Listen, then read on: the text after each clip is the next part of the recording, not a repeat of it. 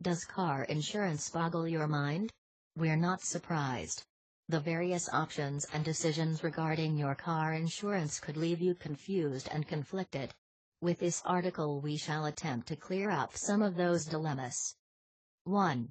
Getting insurance versus driving uninsured. You've just bought your first car, don't have a job and are already burdened by the weight of your college debt. Insurance doesn't seem high on the priority list and you're wondering if you should bother with it at all. After all, what's the worst that can happen? A lot actually.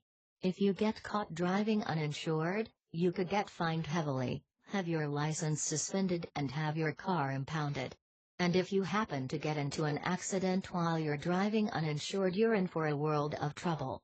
Chances are you'll be responsible for damages to your own self and vehicle and will also have to bear the costs of any damages to the other party's self and property if you are found at fault.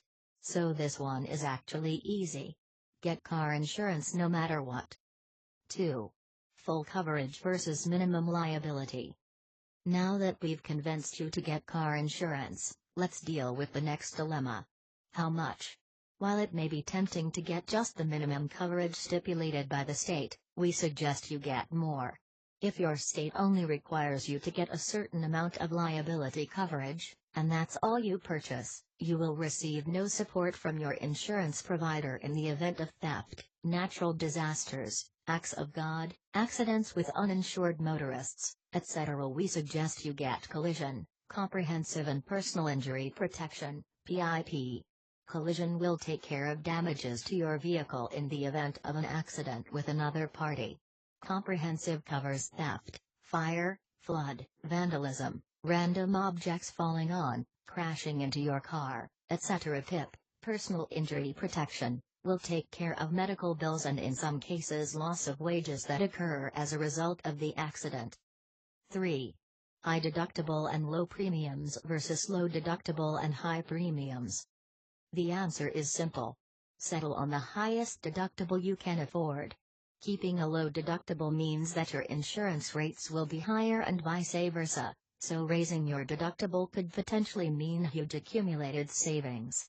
However, keep the amount that is your deductible aside, put it under lock and key and forget about it, because if you get into an accident and make a claim, you will need to fork it out. 4. 6-month policy versus 1-year policy. Generally people purchase 6-month policies, but you can also get 3-month and 12-month policies. If you plan to retain insurance coverage for the entire year, it's best to go with a 12-month policy. By purchasing a 12-month policy, you have the security of knowing that your rates won't rise and that you will be insured for that period of time.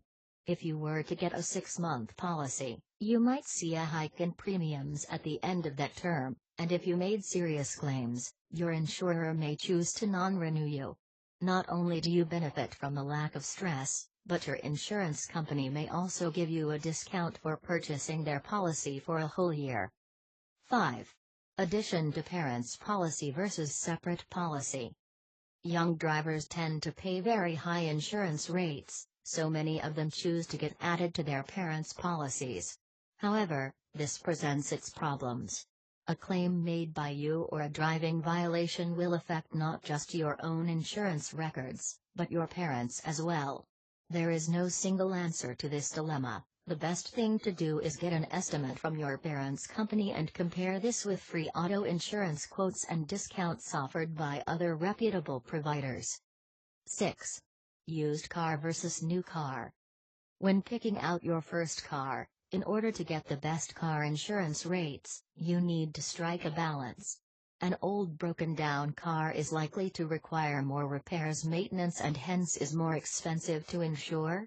However, a shiny new sports car is more likely to get stolen, and people who drive them tend to speed, so your rates will probably be high if you buy one of those. The best option is to buy a second-hand car that has only been driven for a year or two, is in mint condition and has safety features. 7. Paying in full versus paying in installments. While auto insurance companies generally give you the option of paying in installments, you should pay your premiums in full if you can afford it. You may get discounts for doing this, and even if you don't, you'll save on the additional money that your provider would charge you for allowing you the luxury of paying in installments. 8. Switching providers versus staying with the same one. Now this varies from person to person and provider to provider. Some auto insurance companies offer loyalty discounts as incentive to stay, but yet others will give you a discount for switching to them. Often sticking with a company makes you eligible for a good driver's discount, a disappearing deductible, first accident forgiveness, etc. However, other companies will offer you a lower quote outright. The only way to find out whether you should stay or switch is to get in there and get as many auto insurance quotes online as possible. No matter which decision you take, make sure the company you end up with is reputable. 9. Filing a claim versus paying for damages. The reason you pay premiums is so that you will be covered for any damages your person sustains during an accident. However, the unfortunate fact of the matter is that filing a claim can raise your premiums. When you get into an accident, you need to do the math and see what will be beneficial in the long run. Look at the amount of money that replacement will cost after your deductible is taken. If your car has sustained $1,000 of damages and your deductible is $500, filing a claim and having to deal with the subsequent hikes in your premium may not be worth the compensation paid by your provider. However, if your $30,000 car is totaled, by all means, file that claim. 10. Being upfront with insurance company versus conveniently omitting details, fabrication. There are many cases in which people are tempted to fabricate facts when it comes to insurance. Say you want that hot performance modification. You know that informing your insurance company could mean them raising your rates.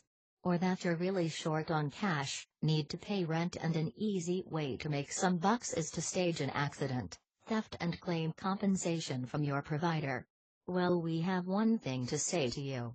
Don't do it.